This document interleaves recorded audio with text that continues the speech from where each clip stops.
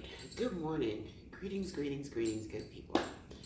I am back in action and I am in Pittsburgh. I'm in Pittsburgh, PA.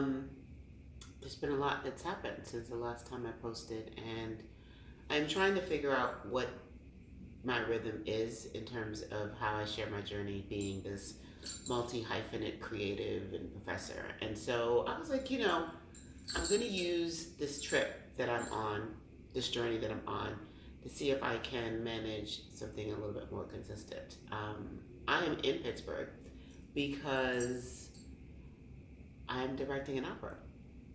It's called Songs From the Uproar, The Lives and Death of Isabelle Eberhardt. It is written and composed by Mizzy Mazzoli, and who also co-wrote the libretto, which are the words. So in opera, there's the composition, which is the music, and then there's the libretto, which is which are the words, the lyrics that go with the work. And I've been working on this project. We're in May now, probably since maybe sometime in April. So total time will be about 6 weeks. And so yeah, so we're working on it for maybe a little over a month in terms of figuring out the setup and all of that. The artistic director, Kimberly Douglas, was the one that asked me to do this. And I came in last night. It came in yesterday. I have this amazing Airbnb that I will probably feature in another post. It's just like when I think about my creative life and I think about spaces that energize me, that make me feel like I can get work done, this is a great example of it. I am realizing more and more that I love cities. Where I live at home it's a suburb. It's close to DC, but it's right outside of DC. The other thing is DC's landscape is not nearly as interesting, I think, as Pittsburgh. So we may do a walkabout because Pittsburgh is just the city center. There's something going on here energetically that I like. I'm not sure what it is just yet, but I got 2 weeks here, so we'll see. The thing that I'm really digging right now is I came in yesterday.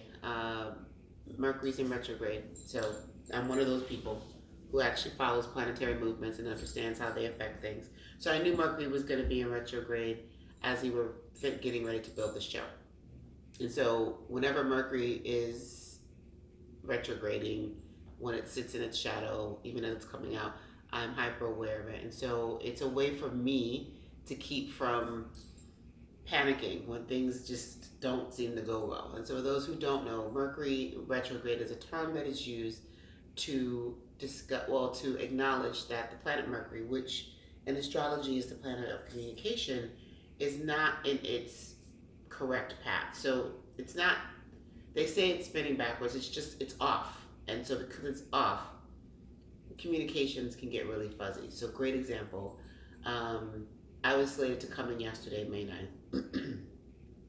There are other people coming in next week. But for whatever reason, even though I was set my confirmation, shout out to Miss Deborah, who's amazing. And, we were all clear, like, this is what we're doing. For whatever reason, the car company wasn't expecting me yesterday. They thought I was coming in next week. And I was like, no, I'm at the airport now. My plane was late. And because my plane was late, I was like, let me just let them know, hey, in case you're waiting for me, and I'm assuming they would have checked, but I was like, let me just make sure that they know that my flight is delayed and I'm just getting in. So I was about 20 minutes late getting in from the original flight time. I contact Miss Deborah, let her know. I contact the car company because I'm that girl. And I don't want to assume that anybody knows anything.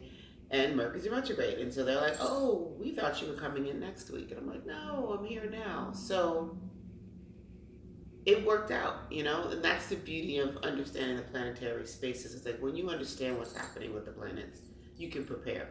So with Mercury, it's a great time to slow down in how you communicate. So it's a great time to not assume anything. I mean, that's always a good thing, but particularly during retrograde, it's also a great time to temper your responses and how you speak, how you write, what you say, the manner in which you do it. It's really kind of like, before I say this, let me think about what I'm saying and whether or not it's what I want to say. It also means that more grace is given. So when they were like, oh, we have you down for the 15th, I was like, well, I'm here now. I said, there are other people coming in on the 15th. Are you sure you didn't confuse the registry of the schedule? And so they were like, no, something, but don't worry, they figured it out. By the time I had gotten my bags and grabbed a smoothie, the car was here. So I go outside, and one of the things that I have really enjoyed so far about this entry is that when I think about how I want to operate in my creative life, how I want to be treated when I'm brought in to do things, this is how I want to be treated. I absolutely loved, like, for me, the car not being there wasn't an issue. It's like, I'll just go get a smoothie. So I went and got a smoothie, pulled up outside, and I had a moment.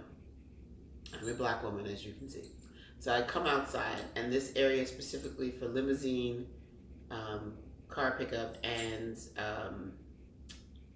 I guess like courtesy van shuttles or something. So it's a very specific, this section of the airport is for very specific transportation. So I come out, and when I described myself to the driver, I purposely decided that I would say what I was wearing. I didn't tell him that I was Black, because someone was like, I'm wearing a denim jacket, I'm wearing a striped scarf. It was a very fly outfit, I was standing out. So I was like, you'll see me, it's not gonna be hard. I'm wearing a denim jacket and this bright pink scarf. But I realized as I was waiting, as people started to come out, I was the only Black person in this sea of white folks. And I didn't know, people say limousine all the time. I don't know what that means. That could be, Black car, it could be, a van. It doesn't, I don't know what to expect. But this smooth ass, I think it was a Mercedes, rolls up. Black, sleek, very, very fine. And that was my car. I knew it was my car. It was my, he comes out, he comes straight to me, welcomes me, grabs my suitcases. I take my purse and my little thing, and I get inside the car, and there was just something very seamless about the way everything worked out. But it also let me know that the folks that I'm working with absolutely value my presence, because they didn't say get an Uber. They got a car service. So car drives me to August Wilson Center. Beautiful building. And so my plan is to hopefully take a tour soon, because day one was just really about getting in and getting settled. But walking to this beautiful building and all of this, I'm a huge fan of August Wilson. I've learned a lot about Pittsburgh in a lot of ways, through his plays. Like, I've learned about, his take on, Black working class folks and the lives that they lead has just been really powerful. And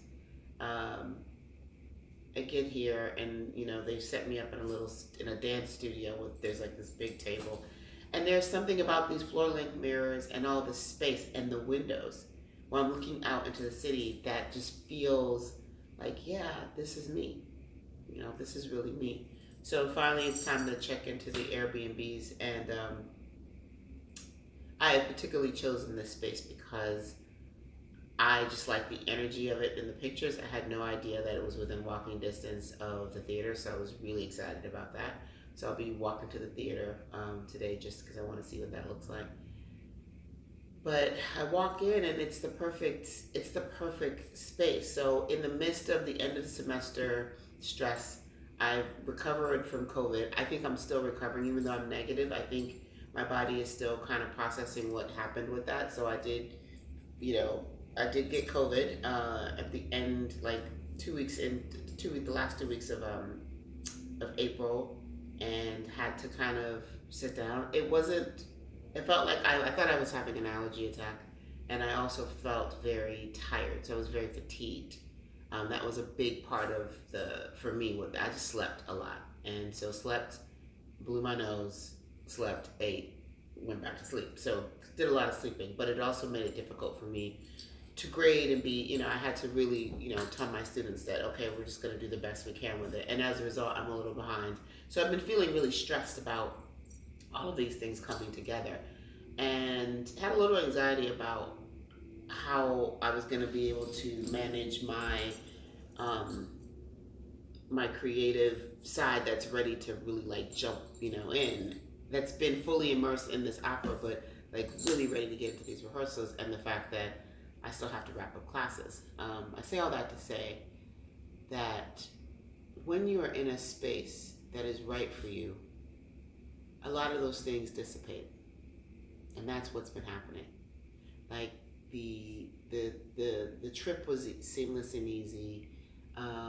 The Airbnb is perfect for me. Like it is the perfect setup for maximum creativity and productivity. So it feels good to be in this space. These windows that are giving me my shine right now are they are gorgeous. And so I have this amazing view that is tree lined and industrial at the same time. And I don't know who won the hockey game last night, but everybody seemed really happy. So, excuse me, as you can hear, that cough is potentially allergies or maybe just leftover from COVID. I'm not really sure. But there is a way that I am feeling in this space that that feels really good, but feels really me. So this is day 2. Today I have a couple of things that I have to do for class. Then I have to go find a grocery store. Then I have to, I'm going to hit this walk and see, how to get to the theater from here. And yeah, so Pittsburgh Chronicles. Let's get into it. Talk to you all soon.